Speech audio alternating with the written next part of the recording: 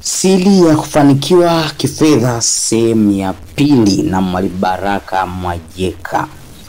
Namba zangu za simu ni 0762261997. Ukitaka kuzijua zaidi basi unaweza kurudisha nyuma audio na ukapata hicho kitu.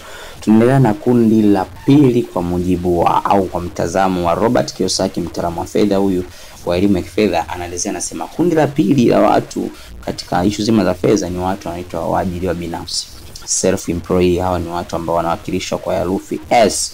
Ni waajiriwa binafsi, ni watu ambao kwa kidogo anajisimamia mwenyewe. Anajisimamia mwenyewe fedha zake anapopata, na nyingine hamna mtu wa kumhoji kwamba leo umetumia hela hii, leo umetumia hela vibaya, umetumia hela vizuri. Note, hakuna mtu wa kumhoji kwa sababu yeye ndo mwanzilishi wa biashara wa kazi au hiyo biashara ndogo. Inaita biashara ndogo au inaweza kuwa kioski au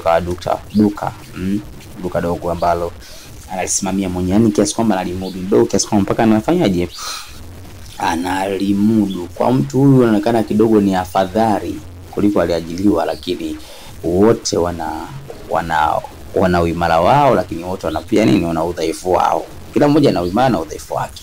Ukiangalia watu waliojiajiri kibinafsi ni watu ambao ili waweze kupata fedha ni mpaka awepo katika eneo fulani, inaita active income, mpaka awepo sehemu ambapo hizo hela zinatokea au hizo hela zinapopatikana. Lakini udhaifu wa pili pia ni kwamba hao ni watu ambao hawaamini watu wengine kabisa. Hawaamini watu wengine kwamba watu wengine wanaweza wakafanya vizuri, anahisi kwamba watamuibia. Lakini pia ni watu ambao wanatumia muda mwingi na nguvu kubwa ya kusimamia, hata kama ile biashara yake ndogo imeendelea kukua, anaamini watu. Nimesema amini watu, lakini pia anatumia muda mwingi kwenye kusimamia. Kwa siku anajikuta anaingia kwenye matatizo mengi ya kupoteza fedha kwa sababu ya usimamizi umekuwa mzito. Lakini sifa yao tatu nyingine ni kwamba hao ni watu wasiobadilika, hawabadiliki.